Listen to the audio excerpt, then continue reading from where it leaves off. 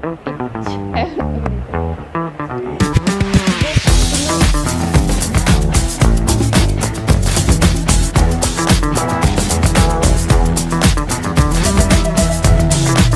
everyone, welcome to the brand new episode of our podcast Let's Talk Shop, where we have insightful conversations with the design leaders who help us navigate our design thoughts in the right direction. I am Samridhi, your host for today, and we are in conversation with Aayna Vinaya, who is a Mumbai-based illustrator and an art director. After studying animation and film design from NID Ahmedabad, she went on to train in an atelier in Barcelona in painting and sculptures.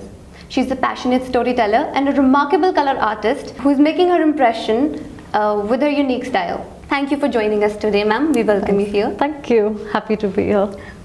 So, ma'am, I'll start with my first question. For the beginners or for those who want to join animation as their field of career and don't know much about it, how would you explain it to them about your part of the process? Like, what is it that you do exactly? Okay, so everybody is familiar with animation. It's like the art of moving pictures. We've all grown up watching cartoons and films of late as well. So what I handle largely is the pre-production part of animation, primarily art direction, which is defining what the visual style looks like, what the world looks like, what the colors look like, what the characters look like. So basically like the visual identity of the film. And I also read that you work on visual development of the projects. So how important, according to you, is that for the rest of the process, the production and the post-production? So after, say, the script is done and the storyboards are done, visual development is a process that kind of ties all of that in together before the film goes into production. And it's a really important part of the process because it's what lends an identity to the film. So one aspect is, of course, like I said earlier, like the style and the colors and all of that. But another part is also the authenticity of what the film is trying to communicate. So for instance, if it's set in a particular era, or if it's set in a particular place, then the film also needs to be honest to the nuances of that particular place. So like, for instance, if you're doing a film set in Bombay, the buildings can't look like the buildings in New York. I mean, this is like a larger example, but like, I mean, little things like, little details. So it's very interesting to go to the place, study it, and translate it as honestly as possible. It must take a lot of time. Animation is a lot of time. Everything in animation takes a lot of time. Yeah.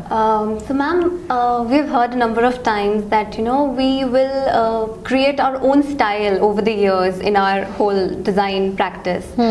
So can you just please elaborate on that concept and just tell about your style also? So I get this question a lot about style, and I think people who set out to develop a style, I think end up struggling, because I feel style is something that just comes after you put in enough amount of work and you put in the hours. I feel like a style is kind of like a reward for putting in that time. It just kind of starts to show up on its own. So it's not something that happens overnight. It's not something that you can put a time period on, that like in 2 years I'll have my style, or in 5 years I'll have it figured out. I think you just have to be patient and put in your work, and then at some point and style is also like kind of like it's a mix of everything you like and your influences, right? Like my style, for instance, since you asked, is like it is kind of a mix of everything that I have seen, absorbed, things that I have liked over the years, and then of course my own skill set and like things that I enjoy doing. So it's a nice little mix of everything. What did you ask again about? Like, did I answer your question, or like did you ask? Yes, ma'am, you did. Okay. Cool. So, ma'am, for the people who are pursuing animation as their career, or they want to, what would you say is more important? Is it the concept of the film or the competence of an individual?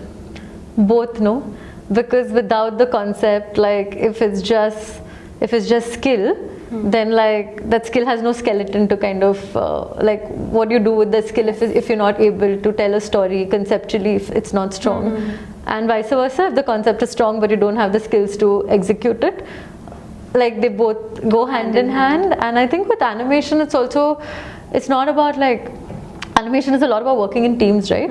It's not a one person thing at all. Sure, there are a few like independent animators in the world, but like largely animation is a team effort. So it's nice to like have people with different skill sets, and nice to, I mean, it's vital to the process to make sure that you get the right mix of people. So there must be so many challenges working in teams, as you said, no? That often we have to work in teams and sometimes you have to lead the teams. So what challenges can we face when we go in industry, and how do we overcome those? I think if I begin that list now, this interview will go on. Like the list of challenges of working in teams is endless, honestly. But it's also, I think if there was one advice that I would give students, is that like learn to develop your people skills, because I think that's as important as any of the other skills you learn. And when it comes to working in teams, I think like honesty or openness of communication, empathy is so important to be able to understand, because I mean we're all human, we're not robots who can keep working, and there are always like, I mean, there are ego battles, and there are times when people are dealing with stuff in their lives that like affects their work, and like, I mean, that happens to everyone at some point or the other. I think empathy is something which is required in every field of work. Yeah. I mean, it's just, I think at the end of the day, I think if you, like I said, people skills, and like also self-awareness is so important. Like when you're working in a team, it's very important to know exactly what you are able to bring to the table, and what because if there is a imbalance in that between what you promise the team and then between what you can actually deliver, then that creates issues, right? So a lot of times in teamwork, people are bothered by other people without realizing that hey, I'm not doing my bit, right? So self-awareness also, I think, is super important, I think. So like we mostly there are often projects which are very long and very lengthy. It takes months or years to complete them, and there are points when we hit the blocks and we just don't get ideas. So how should we cope up with that? There's no one solution. Like when it comes to things like this, sometimes two very contrasting things work for me. Like sometimes it really helps to just stop like working on it for a while, take a break, do something completely unrelated and come back. And sometimes it helps to just keep at it. So I think again, like just sometimes it even helps to just like talk to your teammates, or like talk to other people, or like I don't think there is a formula. I think if you just need to understand and figure out your status. So I think when you're a student, it's the best time to kind of figure these things out, like what works for you. Different things work for different people. These are just a few things, but like you got to figure that out for yourself, I would say.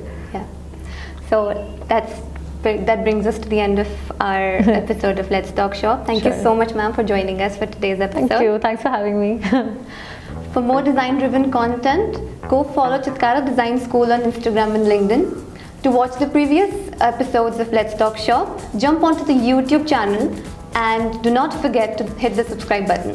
Until then, this is Samridhi signing off.